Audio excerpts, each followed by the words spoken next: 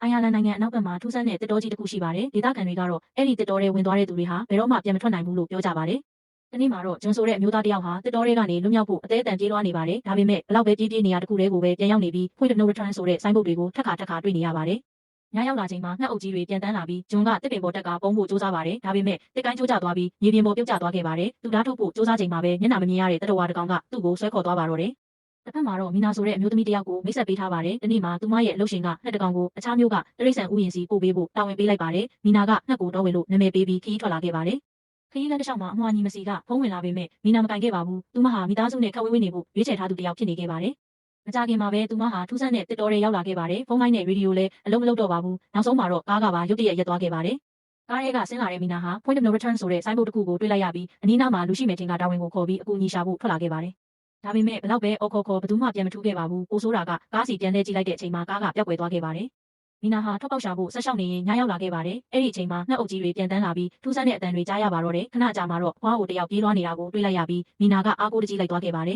။အဖွားအိုဟာအဆောက်အဦတစ်ခုထဲဝင်သွားပြီးအသက်ရှင်ခြင်းရဲ့အမြန်ဝင်လာလို့အော်ပြောလိုက်ပါတယ်။မီနာလည်းအတွင်းထဲဝင်လိုက်တဲ့အခါလူနှစ်ယောက်ထပ်တွေ့ရပါတယ်။အဖွားအိုရဲ့နာမည်ကမစ်ဒလင်ဖြစ်ပြီးကျန်တဲ့နှစ်ယောက်ကဆီရာနဲ့ဒန်နီယယ်တို့ဖြစ်ပါတယ်။သူတို့အားလုံးဟာဒီတစ်တော်ထဲလမ်းပြောက်ရောက်လာသူတွေဖြစ်ပြီးဒီနေရာကိုတကုတ်ဖာလို့ခေါ်ကြပါတယ်။မက်ဒလိုင်းကမီနာကိုမှန်ပတင်းပေါက်ကြီးတစ်ခုစီခေါ်သွားပြီးအပြင်မှာရှိတဲ့တတဝါတွေကိုThe Watchers လို့ခေါ်ကြောင်းပြောပြပါတယ်။အဲ့ဒီတတဝါတွေဟာညတိုင်းလာရောက်ပြီးလူတွေကိုစောင့်ကြည့်လေးရှိကြပါတယ်။မက်ဒလိုင်းကမီနာကိုမှန်ရှိတိုးခိုင်းလိုက်တဲ့အခါအပြင်ဘက်ကလက်ကုပ်တီးတံတွေထွက်ပေါ်လာခဲ့ပါတယ်။အဲ့ဒီအချိန်မှာပဲမီနာဟာတာမန်တစ်တော်တစ်ခုတည်းမဟုတ်ပဲလူမသိတဲ့ကြောက်မက်ဖွယ်လျှို့ဝှက်ကဘာတစ်ခုတည်းရောက်နေပြီဆိုတာသဘောပေါက်သွားပါတော့တယ်။နောက်တနေ့မနက်မှာတော့မီနာဟာခုတ်ထဲကလူတွေရဲ့သတိပေးချက်ကိုဂရုမစိုက်ပဲတစ်တော်ထဲထွက်သွားခဲ့ပါတယ်။သူမကဒီနေရာကနေထွက်နိုင်မဲ့လမ်းရှိသေးတယ်လို့ယုံကြည်နေသေးဖြစ်ပါတယ်။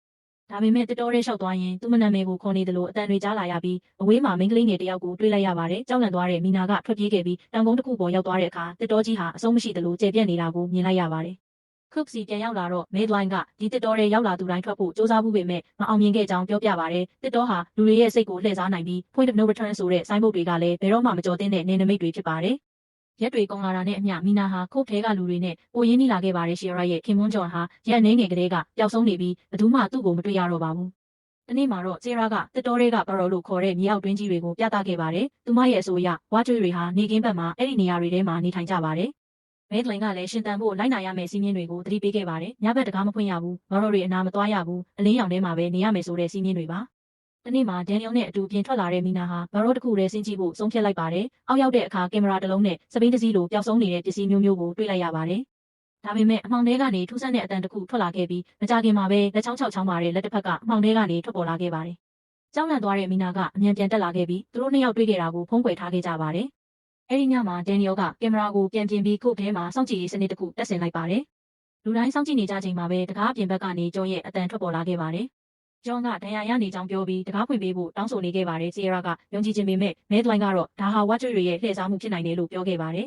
။နောက်ဆုံးမှာဂျွန်ကိုသူတို့ပဲသိတဲ့မေးခွန်းတစ်ခုမေးလိုက်တဲ့အခါအဖြေမပေးနိုင်ခဲ့ပါဘူး။ခဏကြာမှတော့ကင်မရာပေါ်ကျော်ရဲ့မျက်နှာပေါ်လာခဲ့ပေမဲ့အမှောင်တွေကတစုံတရာကသူ့ကိုဆွဲခေါ်သွားခဲ့ပါတယ်။ထို့နောက်ဝါကျွေးတွေဟာဒေါသထွက်လာပြီးခုတ်ကိုဝိုင်းထားခဲ့ကြပါတယ်။သူတို့အားလုံးမှန်ရှိမှရက်နေကြရင်အပြင်ဘက်ကတတဝါတွေဟာမှန်ကိုအဆက်မပြတ်ရိုက်နှက်နေခဲ့ကြပါတယ်။နောက်ဆုံးမှာတော့မှန်ပေါ်မှာအကြောင်းကြီးတစ်ခုပေါ်လာခဲ့ပြီးကုတ်ပထဲကလူအားလုံးဟာပိုကြီးမားတဲ့အနေအတစ်ခုနီးကပ်လာနေပြီဆိုတာသိလိုက်ရပါတော့တယ်။နောက်တနေ့မနက်မှာတော့မဲဒလိုင်းက Watchers တွေစိတ်ငြိမ်သွားအောင်ဘရော်ထဲကိုစပိန်ပြန်ပစ်ချလိုက်ပါတယ်။မီနာကလည်းစီးမြင်တွေကိုထပ်မချိုးဖောက်တော့ဘူးလို့အတိပေးခဲ့ပါတယ်။အဲ့ဒီအချိန်မှာတော့မီနာရဲ့အတိတ်ကိုပြန်ပြထားပါတယ်။ငယ်စဉ်တုန်းကမိခင်အမွှာညီမတို့နဲ့ကားစီးလာရင်မီနာရဲ့ဆွလုတ်တဲ့အပြုတ်မှုကြောင့်မိခင်အာယုံပြတ်သွားခဲ့ပြီးကားမတော်တဆမှုဖြစ်ပွားခဲ့ပါတယ်။အဲ့ဒီဖြစ်ရဲ့ကြောင့်မိခင်တည်ဆုံးသွားခဲ့တာမို့မီနာဟာနှစ်ပေါင်းများစွာအပြစ်ရှိတယ်လို့ခံစားနေရတာဖြစ်ပါတယ်။လက်ရှိမှာတော့မီနာဟာတစ်ပင်တွေကိုအမှတ်သားလို့ရင်ထွက်ပေါက်ရှာဖို့စူးစမ်းနေပါတယ်။ဒီနေ့မှာတော့မီနာဟာဆီရာကိုခုတ်ထဲမှာမတွေ့တော့တာကြောင့်အပြင်ကိုထွက်ရှာခဲ့ပါတယ်။နောက်ဆုံးမှာဘာရော့တစ်ခုရဲ့အဆက်မှာရက်နေတဲ့ဆီရာကိုတွေ့လိုက်ရပါတယ်။ခင်မွန်းဖြစ်သူကြောင့်ကိုဆုံးရှုံးလိုက်ရတဲ့ဝမ်းနည်းမှုကြောင့်သူမဟာဘဝကိုအဆုံးသတ်ဖို့တောင်စဉ်းစားနေခဲ့တာပါ။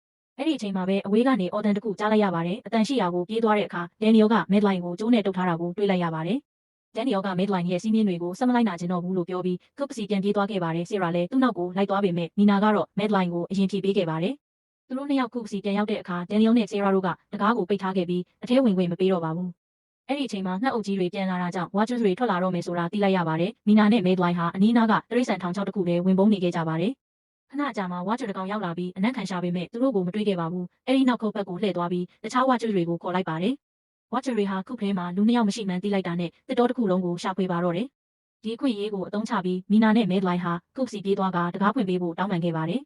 မီနာကသူမရဲ့မိခင်တည်ဆုံးရတဲ့အကြောင်းရင်းကိုဖွင့်ပြောလိုက်ပြီးအပြစ်ရှိတဲ့စိတ်နဲ့အသက်ရှင်နေရတာဘလောက်ခက်ခဲကြောင်းပြောပြခဲ့ပါတယ်။အဲ့ဒီစကားတွေကြောင့်ဒန်နီယယ်လည်းစိတ်ပြောင်းသွားပြီးတကားကိုဖွင့်ပေးလိုက်ပါတယ်။ခုထဲပြန်ရောက်ပြီးနောက်မဲလိုင်းဟာသူမရဲ့လျှို့ဝှက်ချက်ကိုစတင်ဖွင့်ပြောခဲ့ပါတယ်။သူမဟာအရင်ကဒန်နာယီနဲ့ရှေးဟောင်းယုံကြည်မှုတွေကိုလေ့လာတဲ့တက္ကသိုလ်ဆရာမတစ်ယောက်ဖြစ်ခဲ့ပြီး Watcher တွေဟာဒန်နာယီတွေတဲ့ကပဲဒါမှမဟုတ် changelings တွေဖြစ်နိုင်ကြောင်းရှင်းပြခဲ့ပါတယ်။သူတို့ဟာလူသားတွေကိုစောင့်ကြည့်ပြီးအတူယူကတနေ့လူသားလိုဖြစ်လာဖို့စူးစမ်းနေကြတာပါ။မဲလိုင်းစကားပြောနေတော့မှပဲအပြင်ဘက်ကနေလူတွေရဲ့အတန်တွေထွက်ပေါ်လာပြီး Watchers တွေဟာခုတ်ကိုဝိုင်းထားလိုက်ပါတယ်။အပြင်ဘက်မှာ Watchers တွေအရန်ချမ်းချမ်းတန်းတိုက်ခိုက်နေချိန်ဒန်နီယယ်ဟာကျမ်းပြင်အောက်ကပြို့ဝက်တကားတစ်ခုကိုတွေးလိုက်ပါတယ်။အားလုံးလည်းဒါဝင်ကိုခေါ်ပြီးမြေအောက်ဘန်ကာတဲ့အမြန်ဆင်းသွားခဲ့ကြပါတယ်။တိတ်မကြခင်မှာပဲ Watchers တွေဟာခုတ်ထဲကိုဖောက်ဝင်လာပေမဲ့သူတို့ကတော့ဘန်ကာထဲမှာယာယီလွတ်မြောက်သွားခဲ့ပါတယ်။ဘန်ကာထဲကိုလေ့လာကြည့်တဲ့အခါအစားအသောက်တွေစာအုပ်တွေနဲ့သူတေသနမှတ်တမ်းတွေအများကြီးတွေ့လိုက်ရပါတယ်။အခန်းထဲမှာကွန်ပျူတာဟောင်းတစ်လုံးလည်းရှိနေပြီးမန်နာကဖွင့်ကြည့်လိုက်တဲ့အခါ Professor Rory ရဲ့ video diary တွေကိုတွေ့လိုက်ရပါတယ်။ဗီဒီယိုထဲမှာ Rory ကဒီတစ်တော်တွေက Watcher တွေကိုလေ့လာဖို့ရောက်လာခဲ့ကြောင်းပြောပြထားပါတယ်။ဗီဒီယိုတွေမှာတော့ခုတ်ကိုဆောက်လုပ်ပေးခဲ့တဲ့အလုပ်သမားတွေဟာ Watcher တွေရဲ့တက်ဖြတ်ခြင်းကိုခံခဲ့ရကြောင်းသိလိုက်ရပါတယ်။ဒါပေမဲ့ Rory ကတော့သူတေသနကိုမရက်တန့်ခဲ့ပါဘူး။ဒီနေ့မှာသူဟာ Watcher ကောင်ကိုဖမ်းမိခဲ့ပြီးလူသားတစ်ယောက်လိုဆက်ဆံဖို့စူးစမ်းခဲ့ပါတယ်။ဒါပေမဲ့အဲ့ဒီတတော်ကလူသားတွေကိုမုန်းတီးနေပြီးဘလို့မှထိန်းချုပ်လို့မရခဲ့ပါဘူး။နောက်ဆုံးဗီဒီယိုမှာတော့ Rory ဟာလုံးဝမျောလင်းချက်ကုန်ဆုံးသွားပြီလို့ဝန်ခံခဲ့ပါတယ်။သူကစိုင်း134ကိုကြော်ပြီးငှက်တွေပြန်တန်းရာဘက်ကိုလိုက်သွားရင်မြစ်တစင်းရှိပြီးအဲ့ဒီမှာသူဝတ်ထားတဲ့လေတစည်းရှိကြောင်းပြောခဲ့ပါတယ်။ဒါအပြင်သူတည်ပြီးတဲ့နောက်တက္ကသိုလ်တွေကသူ့ရဲ့သူတေသနမှတ်တမ်းတွေကိုဖျက်ဆီးပေးဖို့လည်းမှာကြားခဲ့ပါတယ်။ဗီဒီယိုအဆုံးမှာတော့တနက်ပြစ်တန်ထွက်လာပြီး Rory ရဲ့မှတ်တမ်းလည်းအဆုံးသတ်သွားခဲ့ပါတယ်။ဒီမှတ်တမ်းကိုကြည့်ပြီးနောက်လူတိုင်းဟာနောက်တစ်နေ့မနေ့ရောက်တာနဲ့ Roy ပြောခဲ့တဲ့လေကိုရှာပြီးဒီတစ်တော်ကနေထွက်ပြေးဖို့ဆုံးဖြတ်လိုက်ကြပါတယ်။